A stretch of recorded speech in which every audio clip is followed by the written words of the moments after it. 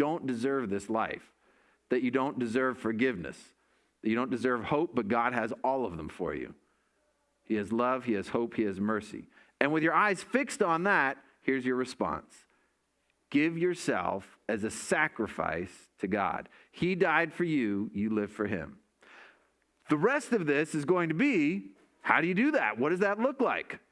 Well, first, it looks like a transformed life, not conforming to the ways of the world.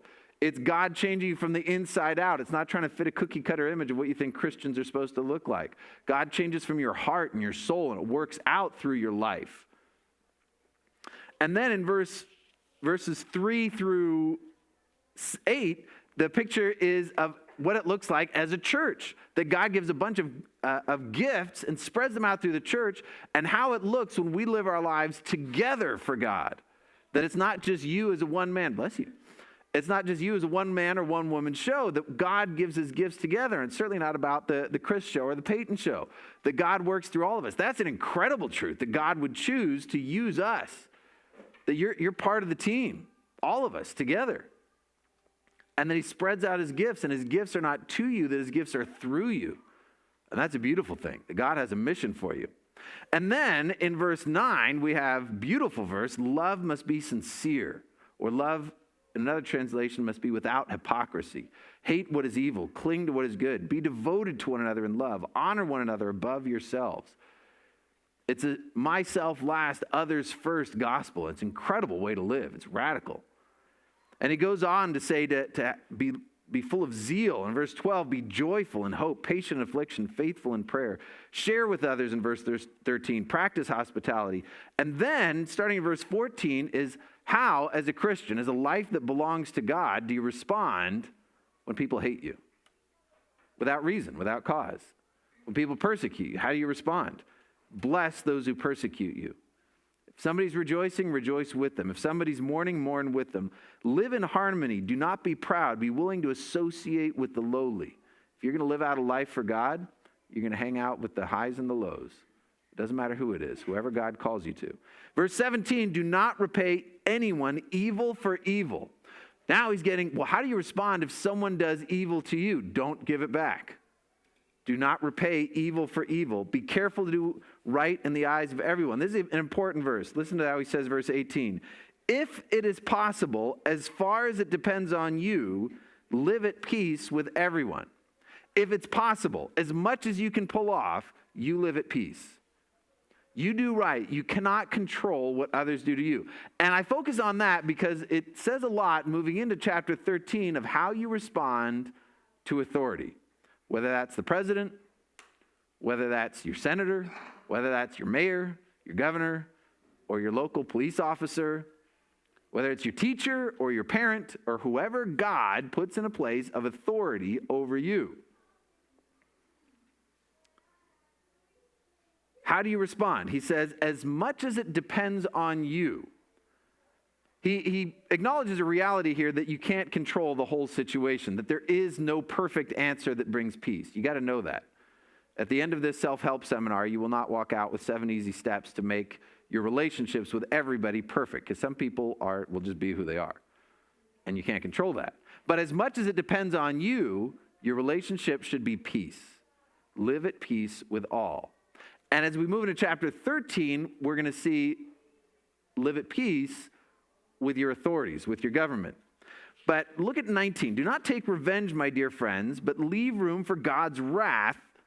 For it is written, it is mine to avenge, I will repay, says the Lord. He makes a place here to say God does take care of the evil. You say, this whole thing about love everybody and love your enemies and peace with all ignores the reality of life. It ignores that people are evil and people do bad and somebody needs to do something about it. He says, God does do something about it. That is God's responsibility. And there are people whom God has also given authority to do something about it. We're going to see that in chapter 13. But right here he says, vengeance is the Lord's. I will repay. God takes care of the payback. In verse 20, he says, on the contrary, now here's back to you. God takes care of the payback, back to you now. On the contrary, if your enemy is hungry, feed him. If he is thirsty, give him something to drink. In doing this, you will heap burning coals on his head. Do not be overcome by evil, but overcome evil with good. All right, verse 21 is pretty radical. Do not be overcome by evil, but overcome evil with good. The word overcome comes in twice, and it's a key word in the Bible. Do not be overcome. In terms of responding to evil with evil or overcoming evil with good, I read this in the news this last week. In Boston, you realize that in Boston it's still wintertime? That it's so weird to we don't get any snow in the first place, but I mean winter's done, completely done. We're in the middle of February, we're great. But the Northeast is completely covered in snow. In Boston, an Uber car driver got revenge on a motorist who stole his shoveled out parking spot by putting the snow back, burying the offending vehicle. So what happens, the guy spends all this time scooping out the snow, so he's got a place to park. And so he gets his parking space and leaves it for a moment, and somebody else takes the space. He says, no problem, I'll just put the snow right back where it was. And he buries the vehicle that parked in his car. Now, the funny thing is that all of us, there's a little part in all of us that says, that's right. That is justice. And justice is from the Lord. And there's a little part of all of us that when somebody steals your space, you just want to shout to Wanda and run into them. Fried green tomatoes reference, if you remember that one. That you want to get people back, that there's a desire for justice. And I would say this, that little part of your heart that wants justice is wired in there from God. The part of your heart that says justice is right, God put that there because we are called to be just. What is required of man? In Micah 6:8, he has shown you, O man, what is good and what the Lord requires of you, to do justly and to love mercy and to walk humbly with your God. Justice is a part of your commandment as a human being, to do what is right, to do justice. And when it comes to government, justice is an essential part of it. We have an entire department of justice. It is essential. Government has been given responsibility for justice. You, as an individual, as a Christian, have been given responsibility to do what is just and right, to do justly. But for the most part, we like to focus that justice on righting all the wrongs that are done to us. And God says, no, that's not your responsibility for justice. I'll take care of that part.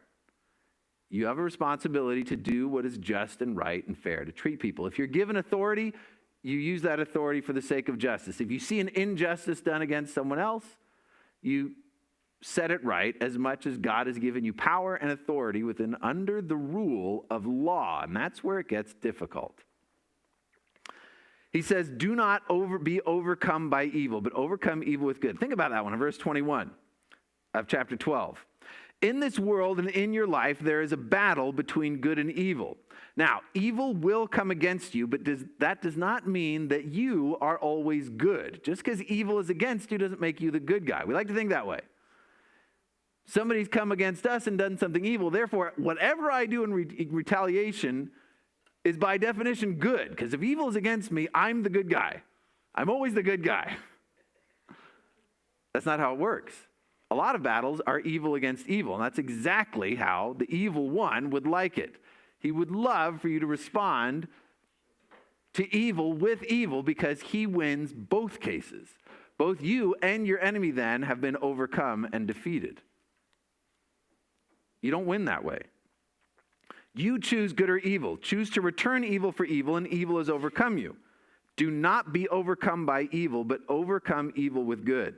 The word overcome, to win, to climb above, to struggle and persevere, to take your hits and get knocked down, yet survive, to stand again, to overcome.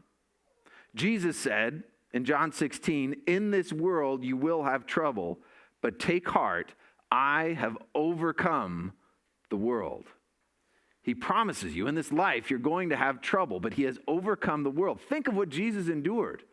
Under the rule of law, under the rule of government, he was put to trial, a place of justice, a place that he, as the Son of God, was a part of establishing the rule of law in this world. And yet he was put through that rule of law and under a corrupt government, a corrupt trial, and yet you watch, and he submits to it in an incredible way. And he does what is absolutely right in the midst of all that. It is through a corrupt trial that you and I were saved. Isn't that incredible? God used a corrupt government, a corrupt judge, a corrupt priest of all things, to set up the salvation for you and me. That should boggle your mind a little bit. God used so much corruption and so much evil to bring good. Isn't that an amazing thing what Joseph said? Remember Joseph in the Old Testament? That what you meant for evil, my brothers, my own brothers, what you meant for evil, God used for good. So I'm not going to hold it against you. I'd rather be brothers again. Joseph's an amazing guy. In Revelation 2 and 3, when Jesus sends letters to his churches, when he writes letters to the churches, if you read those letters, each one ends with a promise from Jesus where he says, to those who overcome. Each church has their own struggles, their own trials, but they're all, when he says to them the promises, he says, to those who overcome. They all have their challenges, they all have their trials they're going to face, their mountains to climb. But to those who overcome, he makes incredible promises. Crowns of righteousness. Now, that is the context that leads us into 13. With regard to responding enemies and to evil, but how do we respond to authority? Same context, overcoming evil, recognizing that a lot of the authority that is set in place is going to be evil sometimes. But he says this in 13:1, let everyone be subject to the governing authorities, for there is no authority except that which God has established. All right. The first part is hard, the second part's worse. First of all, he says, be subject to authorities, but then he says, there is no authority except that which God has established. The authorities that exist have been established by God. Okay, does that mean that God made Obama the president? Does that mean that God chose all of our senators in California? Does that mean that God, in Paul's case, established Caesar Nero, who made a mockery of Christians, who burned Christians alive and then blamed them for burning down Rome, that God established that? That was God's plan. That was God's decision. This is how he wants to run things. It's a tough question. We had several tough questions to grapple with today, and I'm not going to say that I'm going to give you the definitive answer and an exegesis on this passage. I'm going to give you some things to wrestle with. I think that God has not given us easy answers for life. I think he's given us a lot of truth, and he's given us some challenges to wrestle with. First of all, let's take a look closely at the verse. He says, let everyone be subject to the governing authorities, for there is no authority except that which God has established. First, understand this. God established government. There are three institutions that we see God personally establishing in the Bible. The first one was marriage, and with it, family. Before the fall, before any sin came into the world, that is the only institution that God established before sin came in. That God said it wasn't good for man to be alone. God made a woman, and he says, this is good. Now, this is really good. Marriage. Family. Secondly, God established government. Now, he didn't do it until after the flood. Very interesting. Before the flood, when the world was gone mad and wild, there's no indication that we can see that God set up any government. And after the flood, when God gave a second chance to the world and offered forgiveness and another opportunity, he established government in Genesis chapter 9. Interestingly, he established it first with capital punishment. It's the very first establishment of man's enforcement of law was capital punishment. If somebody murders somebody, then he established capital punishment. And he establishes a set of law, but that was particularly for the Jews. The Jewish law was particularly for the Jews. But for all of mankind, God established government, the authority of law in order to create order, that man might live better. So when it says here that there's no authority except that which God has established, it does not specifically say that God established every ruler. This is not a divine right of kings verse that says whoever's in charge, God put them in charge, so they get to do whatever they want. In fact, if you read the rest of it, you'll see quite the opposite. But it does say that God established government itself, the institution of law, and that has come and gone in a lot of different forms and formats, but God is the one who says you need government. And he set that in place. The authorities that exist have been established by God. The rule and power of law, not necessarily the ruler, has been established by God. Verse 2, consequently, whoever rebels against the authority is rebelling against what God has instituted, and those who do so will bring judgment on themselves. So God has established it, he set it in place, and whoever rebels against that authority, therefore, is rebelling against God. All right, we got another hard one here. You telling me that to rebel against any authority is to rebel against God? What about our founding fathers? How about how America was created? It was created in a revolution. It was created in a rebellion. What about those who rebelled against the law that allowed slavery in our country? A bunch of Christians, abolitionists, who put their lives on the lines. Not all Christians, but predominantly Christians were the ones who set their life on the line as abolitionists to establish in this country a proclamation that slaves would be set free. Establish an amendment to our Constitution that says this is law. So were those Christians wrong? And were they, when they were rebelling against the authorities that were set above them, were they wrong to do that? What about Christians today who are under a Muslim government that demands that they bow the knee to Allah, and they refuse to do it? And many today, this very day, this very week, are giving their lives as Christians, our brothers and sisters on the other side of the globe. Give their lives because they refuse to obey. Well, you got to get some biblical wholeness. You got to get some biblical context to this. If you take this one verse, any verse can be taken and twisted out of context. Peter warns us against that. He warns specifically about those who take part of Paul's letters and take one little bit and twist it out of context. Let's get the whole context of the Bible. Think of some Bible stories of how good men and women responded to authority. All the way back to the book of Exodus. We have a story at the beginning of Exodus when the law, the rule of law, the Pharaoh said to some midwives, if the child is a boy, when you see that when it's born, I want you to kill it. If it's a boy, I want you to kill it. What did the midwives do? It says because they feared God more than they feared the Pharaoh, they wouldn't do it. They wouldn't do it. They showed respect when they spoke to the Pharaoh, but they refused to disobey God's law, and they refused to kill the boys. In the New Testament, in the book of Acts, in chapter 4, the disciples, Jesus' disciples, when they responded to the Sanhedrin was an established authority. They ruled the temple. And Jesus' disciples were, in the book of Acts, out preaching Christ. And the Sanhedrin said to him, we order you not to preach in the name of Christ anymore. What'd they say? Peter responded and said, judge for yourselves whether it is right in God's sight to obey you rather than God. For we cannot help speaking what we have seen and heard. It's a very interesting response. Peter doesn't say to him, you got no right to tell me what to do. Christian punk rock power. I was just thinking to myself, I was thinking to myself, there are Christian punk bands, and some of them are pretty good. But I imagine a Christian punk band went to Romans 13 and said, we're going to make a song about this. Submit to authority. That's actually my title for this message, is Submit to Authority and Other Punk Anthems. And now, if you think I have no idea what I'm talking about, I was a metalhead once upon my day. My right hand is in a Metallica video. I can show it's not my entire body. I am in a Metallica. My best friend was right there, but I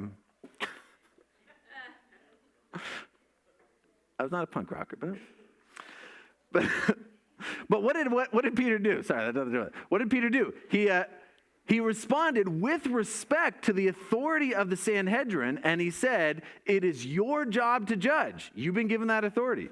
You have to judge whether it's right for us to obey you or to obey God, because we have commands from God. Jesus said to us directly, go and preach the gospel to all nations. You have to do it. And so Peter's in this place, well, wait a second. I got one authority telling me go preach the gospel. I got another authority that says, do not by any means preach in the name of Christ. And he says to the authority in front of him, the Sanhedrin, It's your job. You got to judge whether it's right for me to obey God or you. But I have to obey God. And that's the response that you see consistently in the Bible from good men who have to respond to bad authority. I'll respect your authority, but I respect God first. I have to obey God first. And we have Christian brothers and sisters around the world who have to make that decision every day. How am I going to respond? I will obey God first, but I will respect the authority. And Peter says it very respectfully. He doesn't try to start a riot. He just says it's your job to judge. And if you judge that we should be sent to jail, send us to jail. Think about Paul himself. Paul, who's writing this in Romans 13, was sent to jail for disobeying the law, for disobeying the local authorities by preaching the gospel. But what did he do when he went to jail? He walked along to jail and he sang praise to God. And he witnessed to the people in jail, whoever he's chained to. He submitted to the authority. He submitted to the Jewish authority. He submitted to the Roman authority. Pretty incredible how he responded, and yet he said, whatever God does with it, I'll obey God first, I'll respect the authority, and God's going to use it. And that's the really incredible thing, is that God uses it. That as a Christian, you can be confident to know that God uses even the worldly authorities that have gone wrong.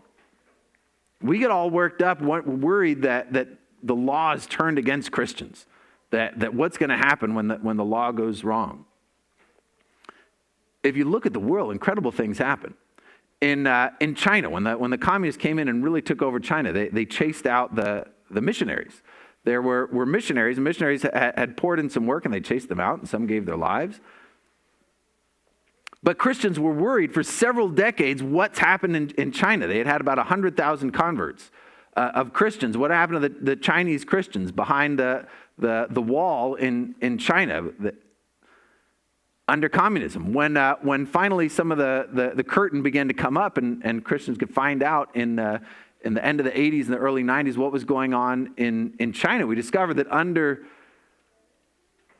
under cruel atheistic communism that chased out the Christians and only allowed the government-run church, but that the church chased underground, had thrived.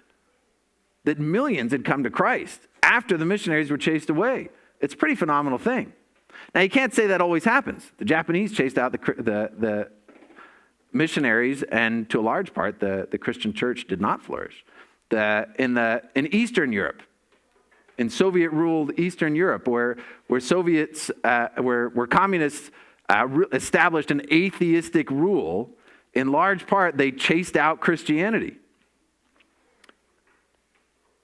I was talking to a girl who grew up in Czechoslovakia, and she told us the need for missionaries there, that she was raised that faith is for fools. And she was taught it in school, and for the most part, everybody believed it. She didn't know any Christians.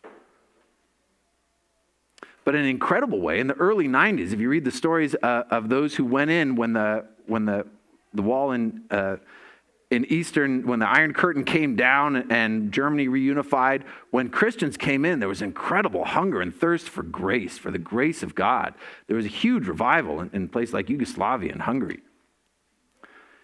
It's not the same in any one place, but one way or the other, God uses it. And Christians, as we get up in arms about the authorities that are so anti-God, listen to what this says. In Psalm chapter 2, verse 1, I'll read it for you.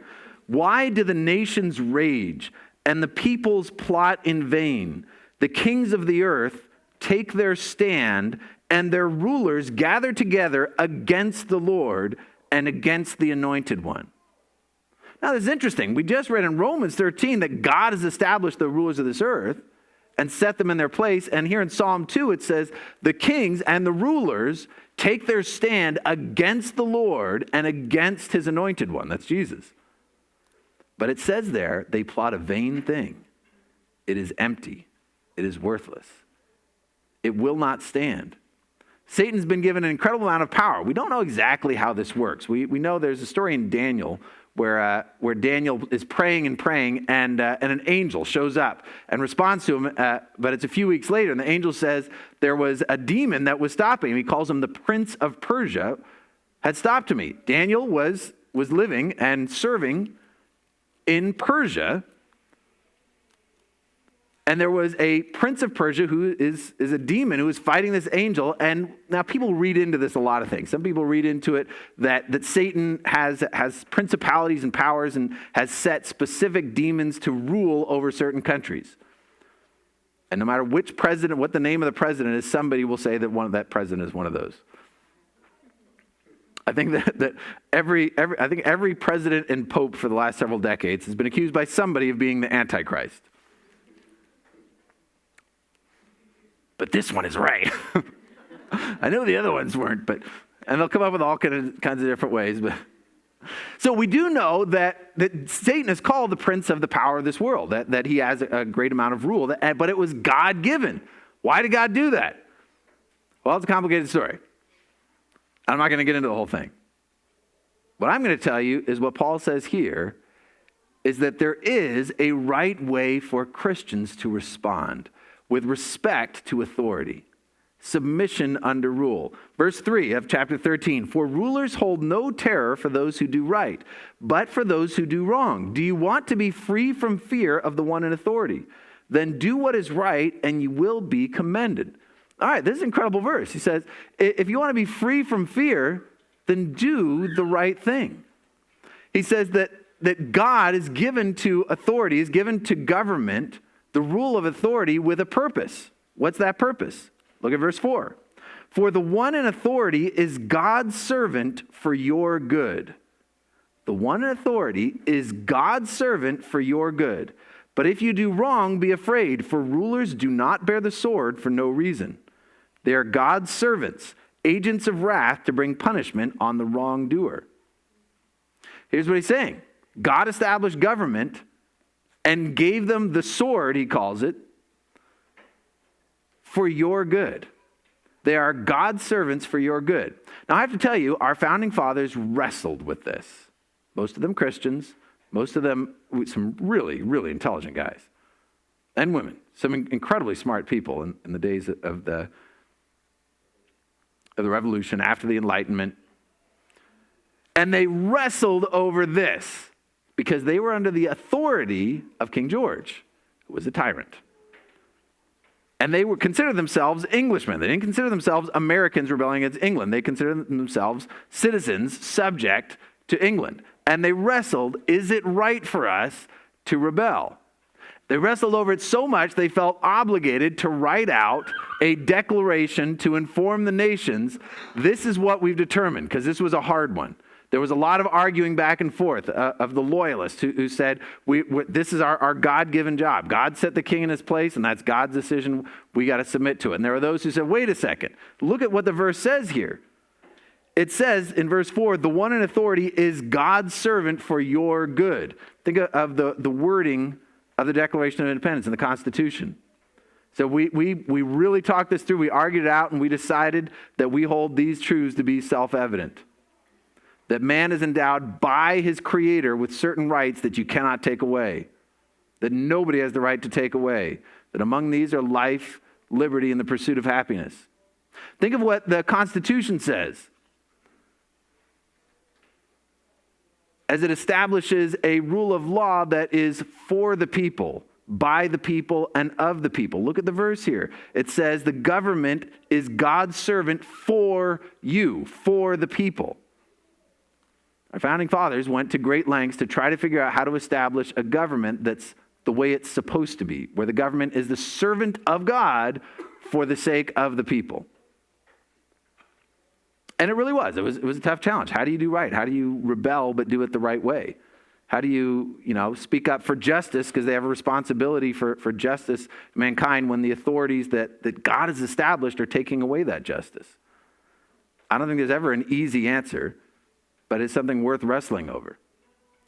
And as a Christian, how do we respond? One of my favorite responses in the Old Testament, you get a couple of incredible responses. Think about how David responded to Saul. How David responded to Saul. Saul, who was a good ruler at first, but then turned into a tyrant, came chasing after David, and yet David refused to turn against the authority that God had established. Had the opportunity to rescue his own life by taking Saul's. And he says, I'm not gonna turn against the Lord's anointed. And he told Saul that God's going to judge you, but it's not for me to do. I'm going to do the right thing. Think of Daniel. Daniel's an incredible guy. Daniel, he wasn't serving in a godly kingdom in any sense. He was serving under King Nebuchadnezzar. An absolute tyrant, the most powerful man in the world. And yet Daniel, as a young man, decides, I'm going to do what's right, but submit to the authority over me.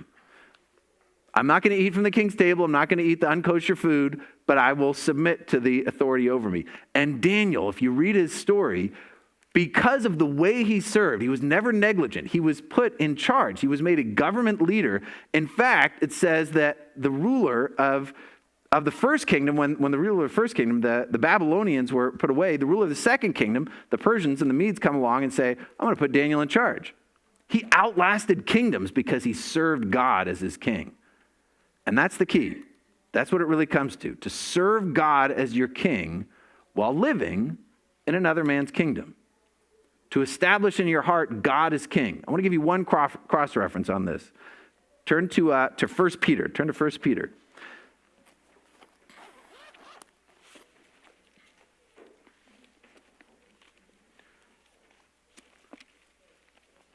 Peter says very much the same thing. It's just a few books later, 1 Peter in chapter 2, at verse 13, 1 Peter 2:13, he says, submit yourselves for the Lord's sake to every authority instituted among men, whether to the king as the supreme authority or to governors who are sent by him to punish those who do wrong, or to commend those who do right. Verse 15, for it is God's will that by doing good, you should silence the ignorant talk of foolish men. Ooh, that's an interesting one. Silence the foolish talk of ignorant men. And sometimes those ignorant men are named among Christians. He says, but you are called as a Christian to do right. Look at verse 16. Live as free men, but do not use your freedom as a cover-up for evil. Live as servants of God. Live as free men.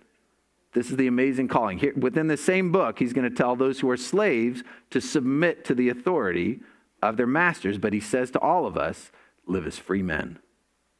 You are called to be free. He who the Son sets free is free indeed. He says you are called to be servants of God in the midst of whatever authority is put over you. God is your king. Your kingdom is not of this world. Consider how Jesus responded. Remember how Jesus responded in that trial that was a mockery of justice? Remember what Pilate said to him? When Jesus wouldn't speak up and Pilate said to him, don't you know that I have power either to set you free or to crucify you? And Jesus said to him, you would have no power if it were not given to you from above. Pilate, who says to you, I'm the power around here. Don't you know I've got the power to set you free? Jesus said, I know where the power lies. We have Christian brothers and sisters around the world who have to respond to evil powers who are set over them, who will literally, in some cases, put them to death for denying Christ. But you know, Peter and Paul faced the same thing. Do you know that the Romans, under Roman rule, there was a law that you had to go and acknowledge that Caesar is God? That was a law. They had to go and acknowledge that Caesar is Lord. And that many Christians who refused to do that simple thing were put to death because they wanted to obey God first. Your situation is different. Every one of us faces a different situation. Some of us have fantastic mayors and governors and policemen. Some of us have corrupt ones. In your situation, you've got to live with wisdom. But however you live, Peter says, submit to authority, show respect, but live as free men. For the Lord has set you free, that your king is in heaven. He says immediately after that, verse 18, slaves, submit yourself to your masters. That's a tough call. But he calls those slaves, live as free men. Paul encourages slaves, if you can get your freedom, get your freedom. It's the right thing to do. And I think it's that same thing that inspired Christians. We need to get freedom for all those who are in bondage. And we still have that responsibility today. There are slaves around us. There are slaves hidden in amongst the human trafficking. I just saw a number that boggled my mind. The number of massage parlors in I think it was Huntington Beach that I read, where human trafficking goes on around us, among us. We drive past it. It's incredible. And we have a call as Christians to to set those free who are in bondage. That's part of our core calling, is to set people free.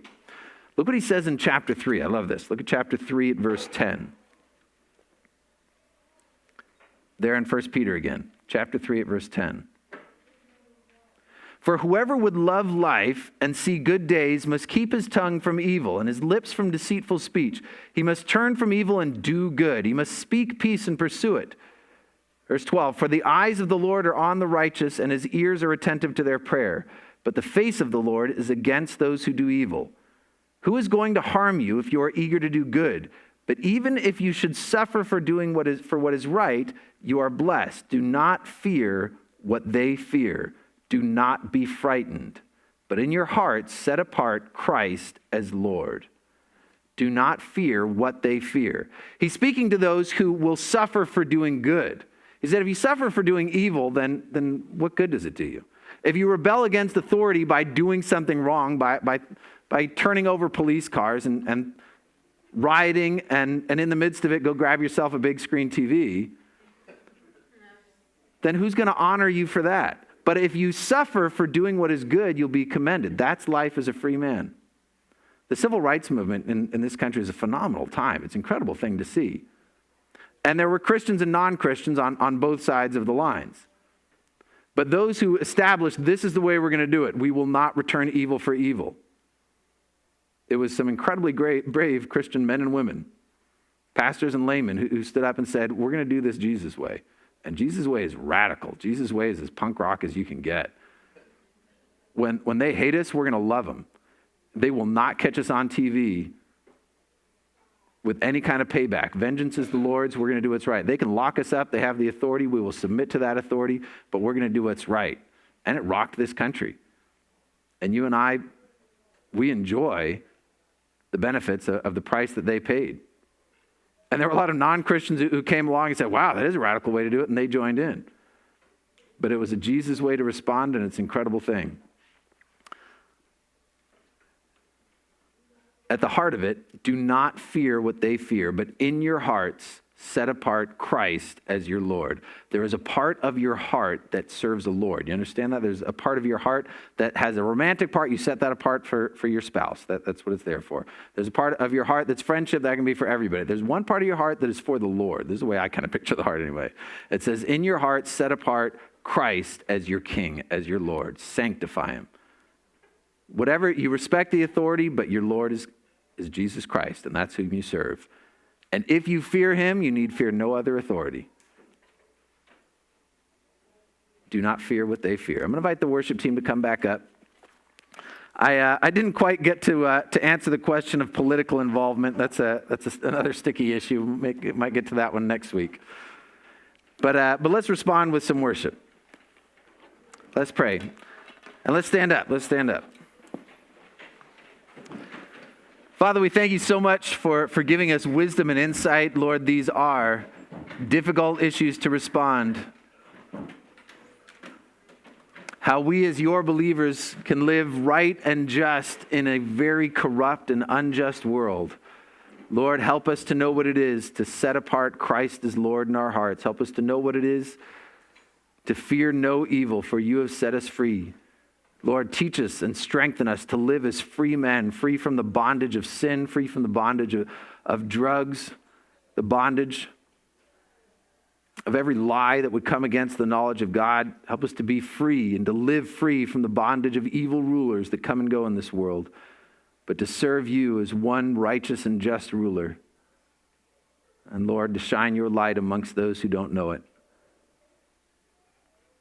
Lord, help us to live right. We pray in Jesus' name. Amen.